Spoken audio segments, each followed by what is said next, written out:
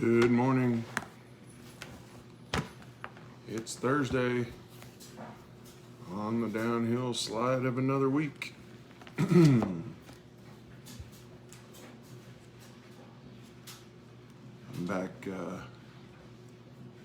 I'm back on Earth today.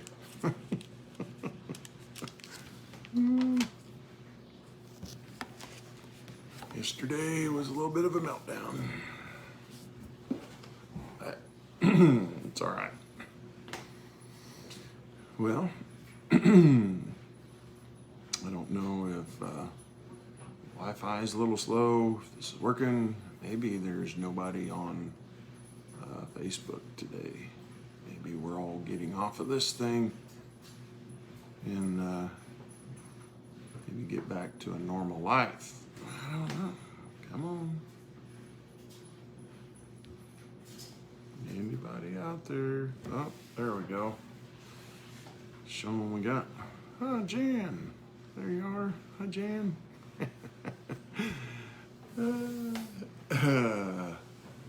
Like I said, I'm back on Earth today. So, I don't know. I think that, hi, Miss Faye. Glad you're on here too. So, we got a couple of you on here. So, 2 or more gathered. We're good, right? So, I think, I was giving thought to yesterday and probably shouldn't have gone off the rails quite so bad as I did yesterday. I think the thing is the atrocities of a reprobate mind and how far, how immoral will we get or how immoral will we be to get what we want? That's the thing. It amazes me how what people will do for money and power. We're in a society where what would drive a doctor to cut a baby up into pieces, and what would drive a person that heads up the Planned Parenthood to sell body parts and think that that's okay? What drives these characters who call themselves scientists to think that it's a good thing to genetically modify people to make them conform to your will? I was reading that article yesterday, and scientists are working on people that have these foodborne allergies. Well, they're trying to, and they're working on this to where they can take whatever is causing that, and you can inject other people and give them the same kind of allergies. So, and the one that they're working on is to give each person this vaccination or whatever you want to call it to be allergic to red meat, and because if we quit eating meat, then we will save this world and protect it from the global warming because of all the methane that the cattle are and the sheep and the pigs that we're eating are producing. And there's a good thought. I was talking to Wes about it yesterday, and it is a good thought. You think about the devil, and you think about what his fall, what brought about his fall. It was the pride in that he wanted to be God. Remember? And so he wanted to be God himself. And so what has changed with that? Nothing has changed with that. He continues to try to thwart God's plan and tries to set himself up as God. Well, what is his domain? We know that in the curse that he was sent here on earth, and so he's the prince of the power of the air. He's the prince of this world. We understand that, and so this is his domain. So what is he doing? He's trying to fool people into thinking that this could be the Garden of Eden, right? And making himself into being God, and bringing himself to a point where has people believing that we could actually, I don't know, make ourselves into a Garden of Eden again, where there are no meat eaters, and that all we're doing is eating the herbs and the fruit of the trees. And but I got news for everybody. Everything on this earth is cursed. Everything. And so there is no hope of this being heaven on earth. It is a cursed world, and there is coming a day when the new heavens and the new earth will be established, and this one is going to be destroyed because of the curse. And so we can talk ourselves into eating a straight veggie diet or vegan diet and think that we're okay. You're still eating cursed food. And so everything is on this earth is cursed, and so there's nothing here that we ought to worship. But you can see the plan that's out there, and the devil is the one devising it, and there's just those that have chosen to follow him instead of humbling themselves and coming to the knowledge of God, and repenting and trusting Christ and living a life that prepares us for eternity. So that's some of the thoughts that go from that, and I do react. I think the reaction yesterday is it's a shock at the atrocities of our country and the wickedness of what is going on. I mean, these scientists know that they can't get away with this kind of junk here in America because there's still too many people out there that see this morally wrong, and so they have sneaked over into the Wuhan province of China, which is communistic and ungodly, reprobate, wicked, and they're developing this junk over there where they know that they can get away with it, and the government actually supports it, and so it's just shocking. It's shocking to me how wicked people can be, and to say that these things are normal behavior. There's nothing normal about it whatsoever. So, and then I don't know, maybe we should all get together and take up an offering, because I don't know if you guys heard Biden yesterday saying that, if we're going to take on the government, who he has obviously forgotten what the government is about. The government is of the people, by the people, for the people, and he looks at the government as some reigning tyrannical force, and they're all their own entity, and they're some big conglomerate that is for themselves, and that's what's happened. I mean, we have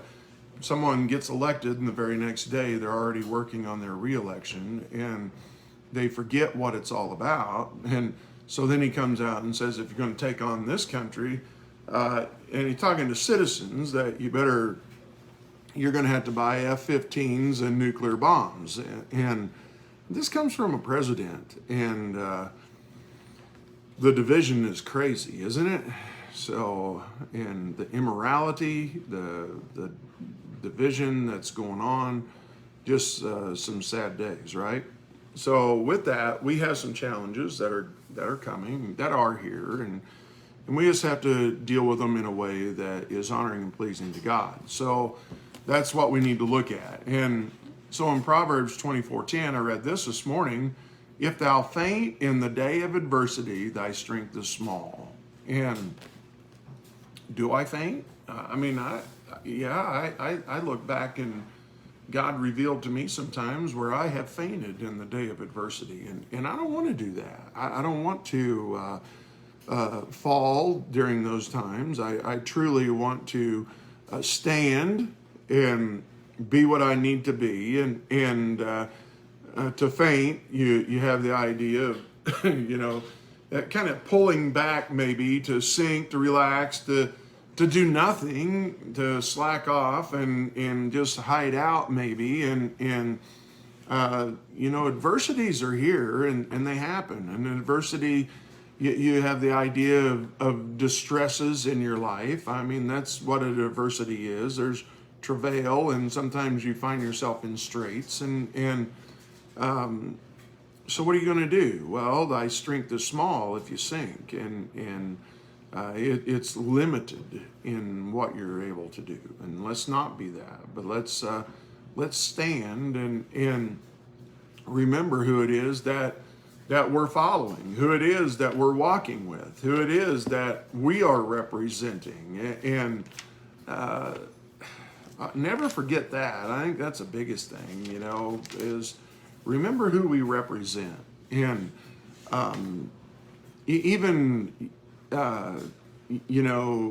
Wes gave out all the kids that are going to camp this year, gave out the rules list, and some of them have already gotten mad and said that they're not going to camp. And it's the same rules that we've had every year, that the camp up there had asked us to abide by. It's the same rules.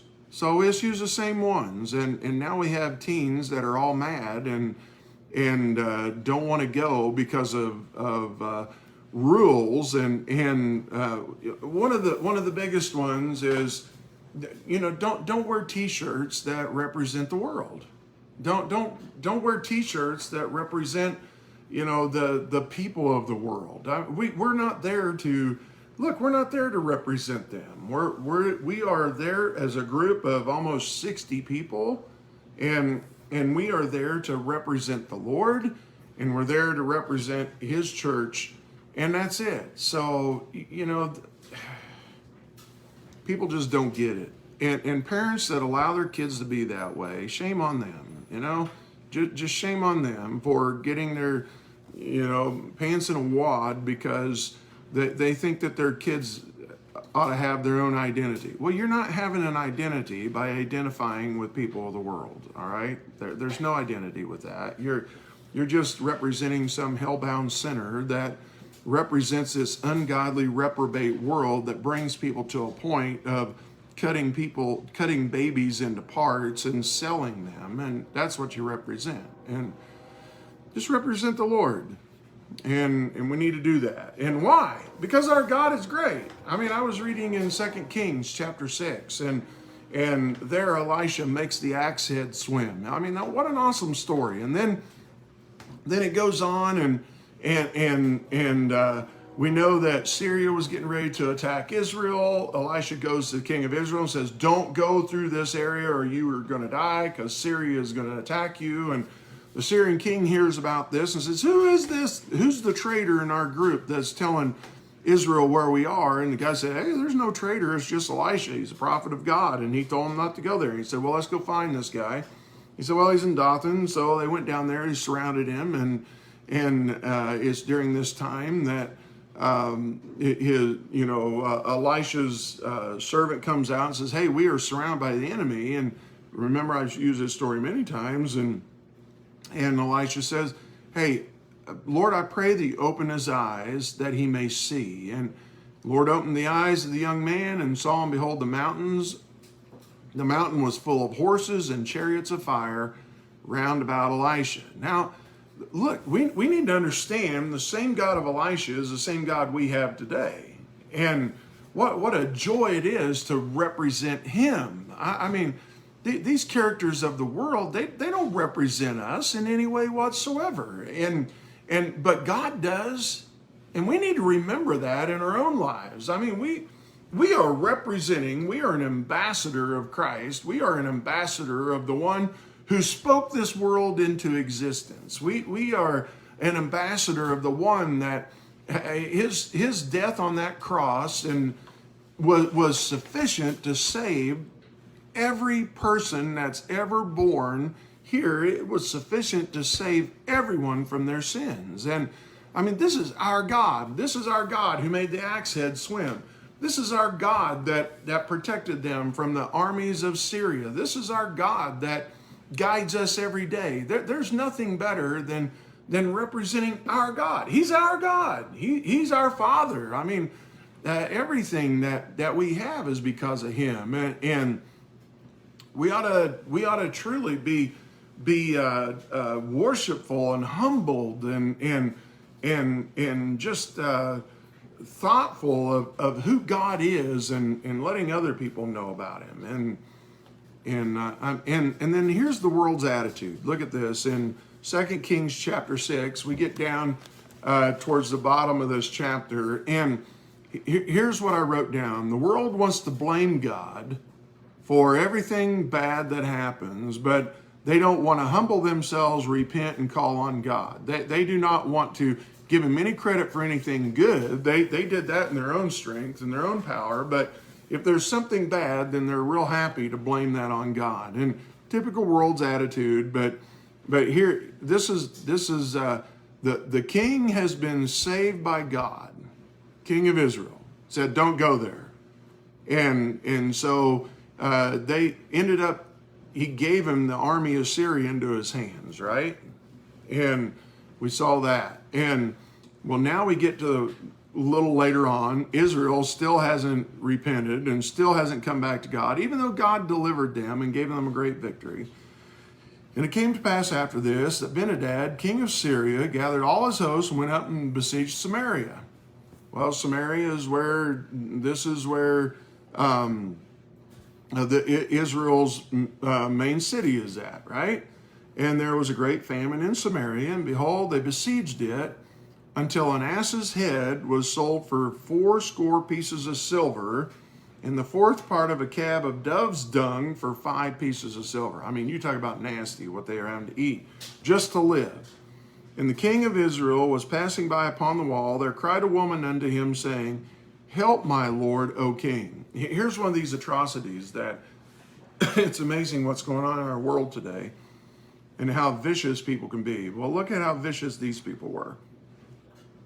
And so they cry unto the king, and he said, if the Lord do not help thee, whence shall I help thee? Out of the barn floor, or out of the winepress? What do you want?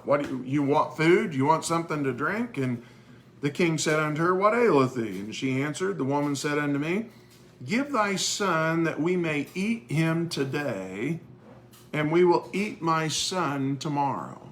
Do you realize this isn't some Hansel and Gretel story. It's not Little Red Riding Hood. This isn't some fairy tale that's been written. This is factual. Do you understand? These women. Can you imagine? You imagine that you're to the point that you are so afraid to die that you would eat your own child to stay alive. How far would the human heart go in getting what they want? I mean, it just shows us there is no limitation to the evil and wickedness of the heart of someone, and we better guard against that. And so we boiled my son and did eat him. And I said unto her on the next day, give thy son that we may eat him. And she hath hid her son. And it came to pass, when the king heard the words of the woman, that he rent his clothes, and he passed by upon the wall. And the people looked up, and behold, he had sackcloth within upon his flesh. Then he said, God do so and more also to me, if the head of Elisha, the son of Shaphat, shall stand on him this day. And so here, what does he do? We know this is of God.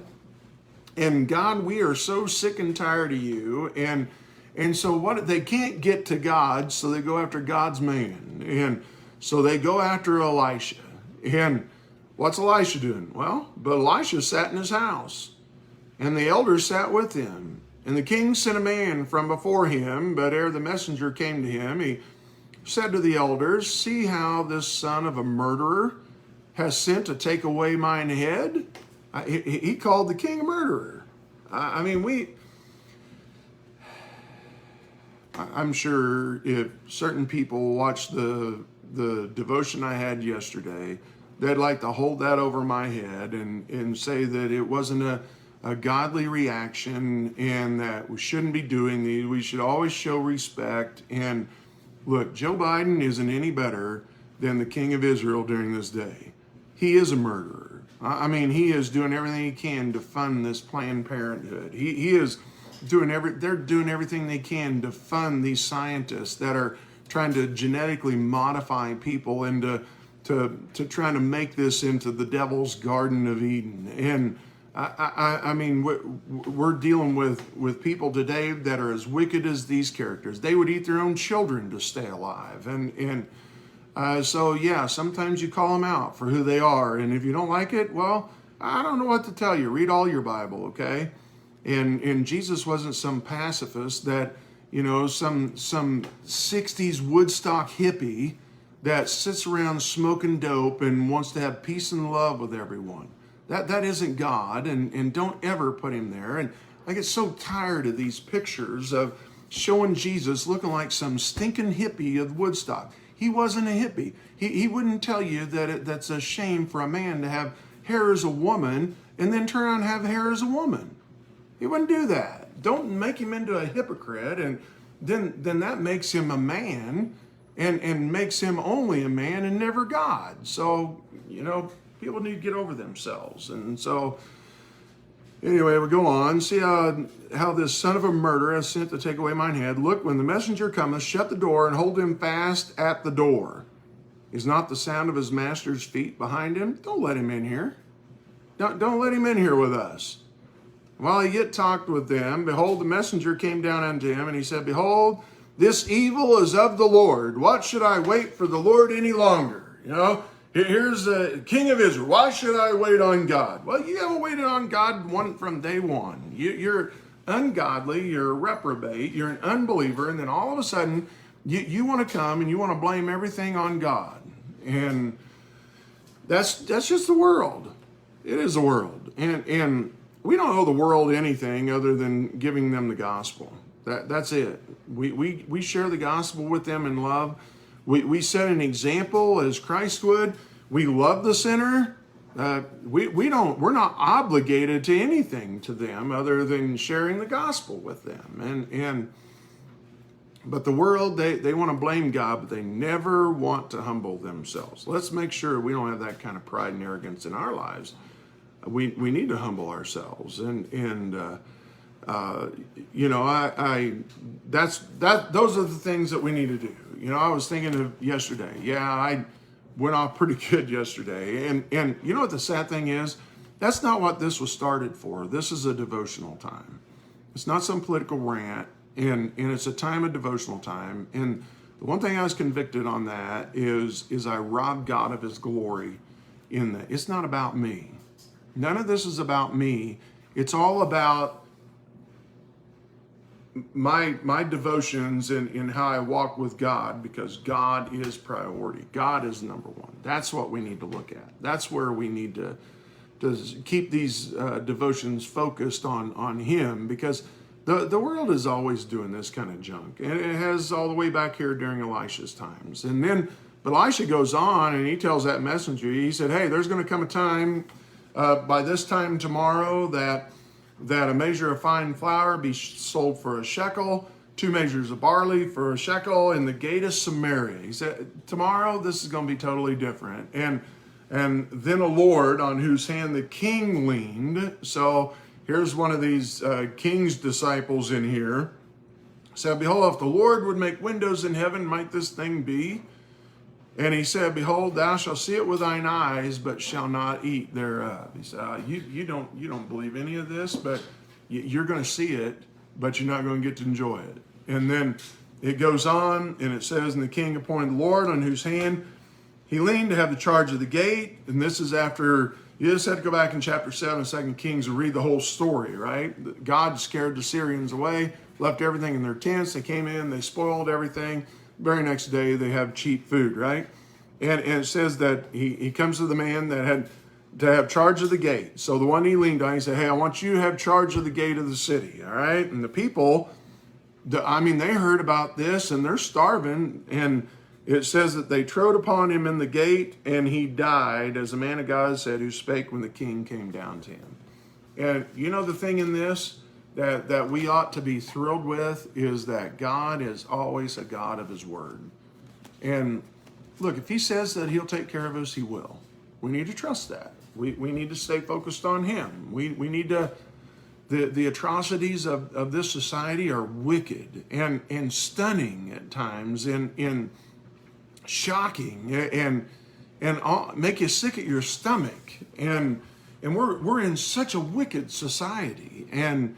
But even then, we still need to live in a way that is honorable and righteous to God. And know that he will do what he says he will do. It's going to be in his timing, not ours. And until then, we walk with him. And then I read Psalm 142, and it helps keep things where they need to be in focus.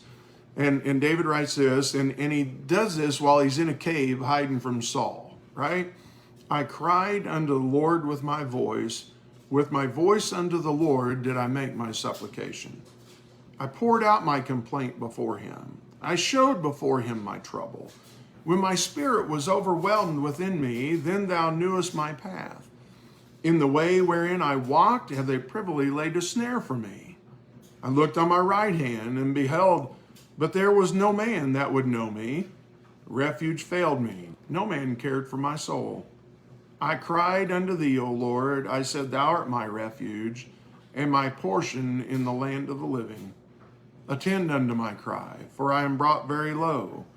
Deliver me from my persecutors, for they are stronger than I. Bring my soul out of prison, that I may praise thy name. The righteous shall compass me about, for thou shalt deal bountifully with me. And that was encouraging to me. And then just the last thing that I had, I've been reading in the book of Acts, and chapters 13, 14, 15, and 16 is talking about when Paul and Barnabas and Titus and Mark, I mean, they were all used to go out and share the gospel. And it was during that time that Paul went into, I think it was Lystra, and was preaching to them, and they started to set up idols for him, and he told them, no, we're just men like you, and you need to worship God. And they took him out and stoned him in the ditch and thought he was dead, just like Stephen had been stoned in Jerusalem. And it says that the disciples, the other apostles, were around him, the disciples were, and finally he woke up and he wasn't dead, and they helped him out, and he went on into Iconium, I think, and continued to preach the gospel. Says that he came back later, back into Lystra again, and preached the gospel. And I mean, these guys were dealing with a reprobate society too. And in all of that, go back and read Acts 13, 14, 15, and 16 especially. But the whole book of Acts is the beginning of that first century church, and setting up those local churches in some wicked communities. And you know, Paul even called the people of Ephesus, he called them beasts, the way that they treated him. And but we just see that he represented God, and he went into these places and told them about Jesus, and guess what? People got saved and started a church and worshiped God and were trained, and many were sent out into the ministry too to further the gospel again. And that's where we're at. We're just in such a wicked area and a wicked time where we need to stand, and we need to stand strong, because if we fail during times of adversity, our faith is small. Let it not be small, and let it not be diminished or weak in any way. So let's just stand for God, and let's be what God wants us to be. So, and Faye, that's good. Ecclesiastes 1:9, and no new thing under the sun, right? Well, and I'm grateful for that. I'm grateful that the gospel still works. Let's share the gospel. Let's encourage those that will listen. Let's call out the evil.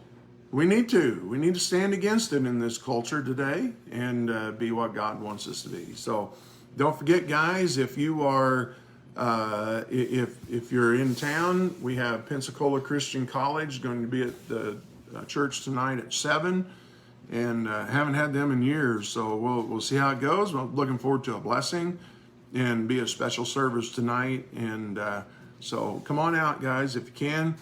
And Lord bless you guys and have a great day today.